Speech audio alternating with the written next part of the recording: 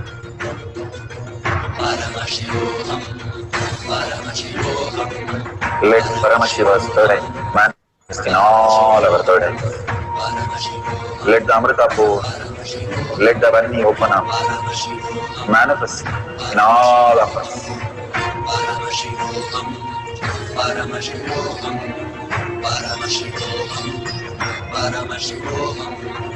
Let Paramashiva overflow, manifest the powers in all our third eyes. Om Jnanandam Paramashivam. Om Jnanandam Paramashivam. Om Jnanandam Paramashivam. Om Jnanandam Paramashivam. Om Jnanandam Paramashivam. Om Jnanandam Paramashivam.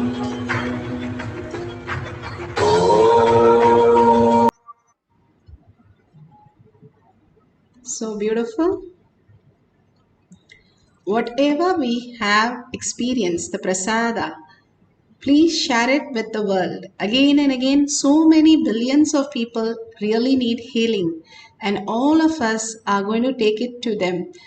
All of us posting even one line and thanking Bhagavan again and again. The gratitude is the shortest distance. When you understand the importance, you will have such gratitude towards what he is doing.